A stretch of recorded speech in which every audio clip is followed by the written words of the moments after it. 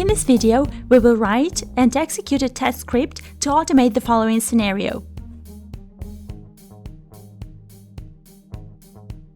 This is the expected contents of the file we need to verify. All the actions required for automating this scenario are available in your project by default. Let's start writing the matrix.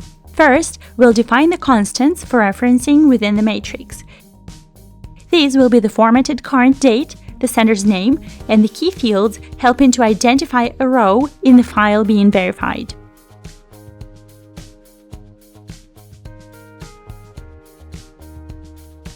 For example, if the date format needs to be changed, we can only edit one constant instead of replacing all its values in the matrix. Now we'll add an action to find and download the file being verified.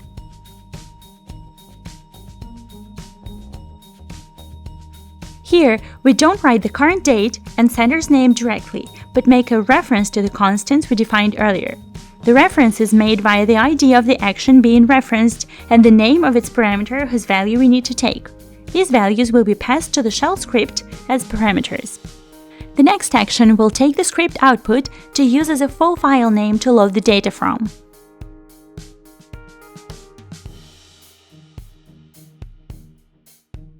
The script output is taken by referencing the output parameter of the report1 action. Once the data is loaded, we can verify it row by row. As all rows in the file have the same header, the next three actions also share one.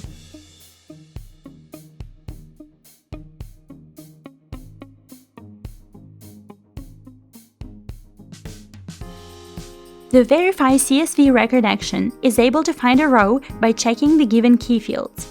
This allows the rows in the file we are verifying to be in any order, without affecting the matrix. Finally, we'll make sure that the file being verified doesn't contain any unexpected rows.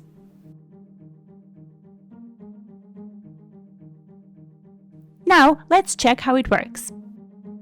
Save your matrix and upload it into ClearTH.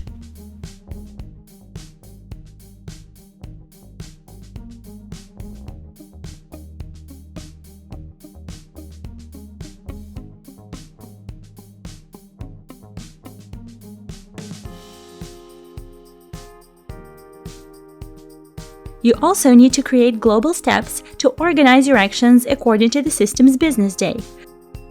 For our example, we can simply create global steps according to our matrix.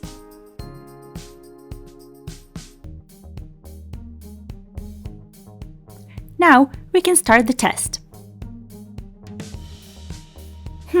Something's wrong, since not all actions are successful. Let's examine the report. The report shows all the executed actions arranged by global steps. Green actions are passed, which means a successful result. If an action is black, it means that something is wrong with its parameters. If an action has faced issues during execution, it will be red. Orange actions mean differences found during comparison of the expected and the actual data. The first failed action is red. Let's see what's wrong. We forgot about the shell script needed to find the file we are verifying.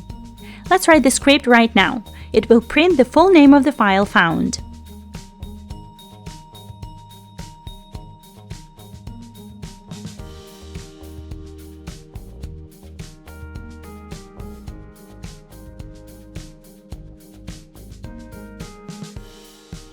You should also permit the execution of this script.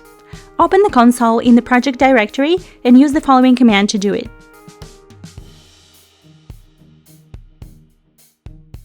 Let's try again.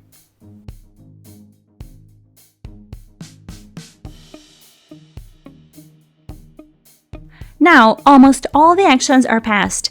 However, the test execution is not completely successful. We see that the shell script has been executed successfully, the data has been loaded, and some rows have been verified. However, the verification of one row has failed. Looks like we found a bug. The system has generated a report with unexpected contents in a row for a rejected trade. Also, our test has found that the file contains an unexpected row.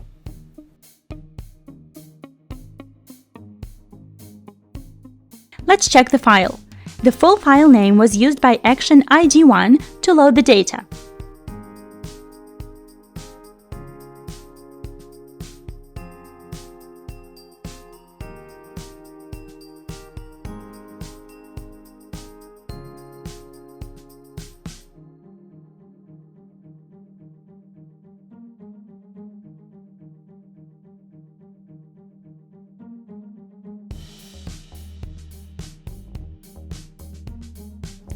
Indeed, this row is unexpected for our scenario.